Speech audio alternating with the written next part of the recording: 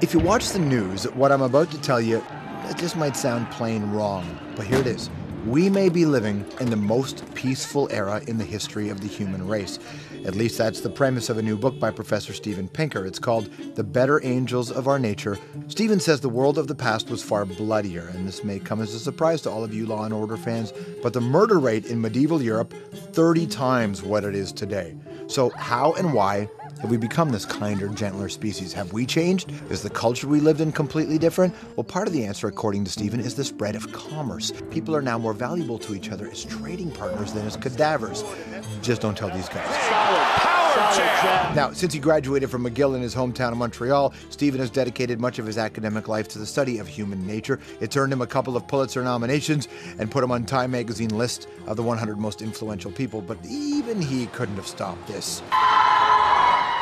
Black Friday. You see that and you wonder how little it does take before we descend back to anarchy and violence, and how hard is it to keep our worst impulses in check. Everyone, please welcome Steven Pinker. Real pleasure, man. Thanks. Thank you so much. One of the reasons I was really excited to read the book and to talk to you is just the reaction people have just to the concept. It would make sense that as time goes on and as people evolve, we would get less violent. It would make sense.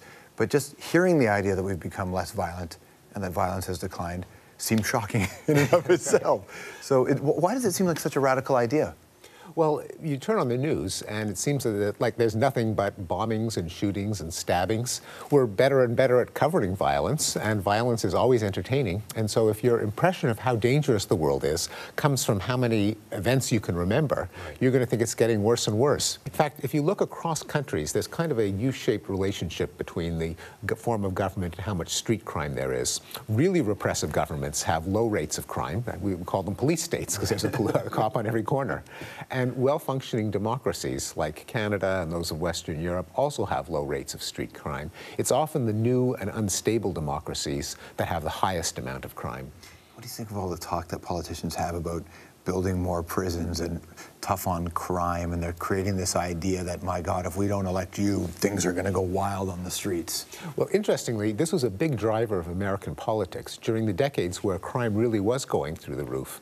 Richard Nixon in 1968 with his Law and Order platform, George Bush Sr. in 1988 against Dukakis, who he accused of being soft on crime.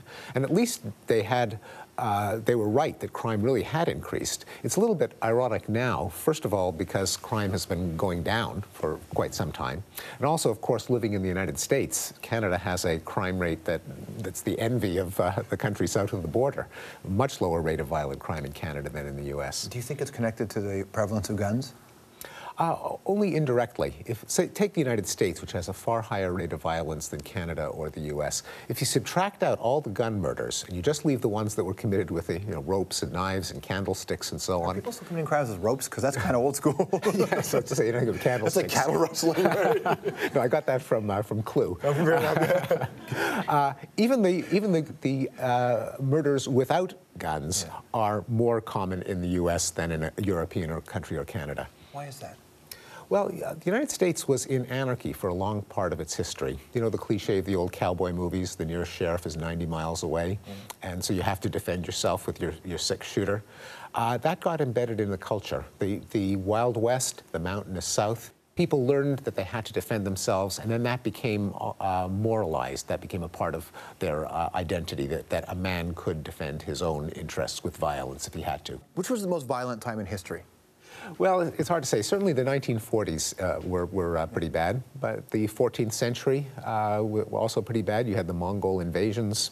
You had... And for sheer numbers, right? Genghis Khan's group did a lot of damage. Did tens of millions. Yeah. Plus, in Europe, the homicide rate was 30 times higher than what it is today in Europe, so people would not hesitate to pull out their daggers and stab each other over the dinner table if there was an insult.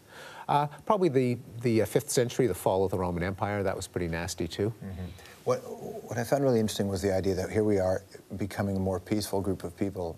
But if we upset the apple cart just a bit, we can see how quickly us in this part of the world can very easily go back. I mean, Hurricane Katrina was a great example in New Orleans in that superdome. There's obviously lots of great acts of kindness from people. But what happened in that Superdome, right, in a matter of days when society's order falls apart, yes, it's primal all of a sudden. Well, closer to home, it can happen in a matter of hours. Yeah. One of my memories as a teenager growing up in Montreal was the great Montreal police strike of 1969. That was pivotal in your life, wasn't it? Yeah, well, it's a good story that I tell. You were an anarchist to that point, weren't you? It seemed like a good idea, anarchy. Like, well, you don't need the police. People would naturally cooperate if you just let them. Well, then the Montreal police went on strike, and Montrealers were proud of what a non-violent city it was. Yeah. But within hours, there was looting, there was arson, and there were 2 fatal shootings until the Mounties came in to restore order. So it's not really about us as much as it's about our fear/respect for law and order, then. That's all it is. That's right. Well, that's one of the institutions that I think brings down violence. I don't think that human nature has changed. I'm a strong believer in human nature. But I believe human nature has many parts. There are the inner demons that tempt us toward violence. But then there are also the better angels of our nature that inhibit us from violence. One of them is anticipating the consequences and not doing something that's going to end you up in jail. But also there's the respect of the community. There's the ability to empathize. There's a sense of fairness. There's an ability to use your brain and reflect on how we can treat violence as a problem to be solved and set up institutions that will lower it. So there are all these contraptions that we have come up with in order to tame our inner demons and bring out our better angels. So we're not naturally virtuous then? No, nor are we naturally nasty. We've got nasty and virtuous parts, and it's a question of which of them is going to predominate in a given society. In societies that are new democracies, and in a lot of cases they're new democracies that never really get a chance to develop because there's so many outside influences that dictate how they should operate. But those contraptions you talk about, are there moves that can be made in these countries that are dealing with major crime rates? Places like Honduras, which have unfathomable homicide rates. Yeah. Detroit, right? Yeah. El Salvador. Are there things that a government can do to start to right the ship? Because I know it's not overnight, but start to right the ship? Yeah, having a decent government that's not too corrupt, that can put police on the streets and have without brutalizing people, but actually protecting people. Having schools, so that not only do you keep teenagers off the streets and give them something to do, but you also train them so that they don't have to join the nearest drug gang in order to make a living. And just the idea of open economies, that is having avenues for trade, currency, ways of getting products to market so that it's more attractive to buy and sell stuff than to steal it. Mm-hmm. Well, that's what's neat about trade, right? Trade is this great rule that sits in place, because otherwise if I just want what you have, I'll just take it. Yes. Right? A lot of people demonize trade and business and commerce and capitalism, but actually statistically it does tend to drive violence down because it makes it cheaper to sell stuff and buy it than to steal it.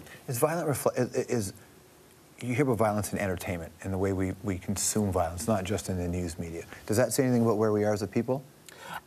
People love violent entertainment, and they always have. You look at the Bible, you look at Homer, you look at the Grimm's fairy tales that are quite gruesome, you look at Shakespeare's tragedies, you look at Beowulf, you look at Gilgamesh.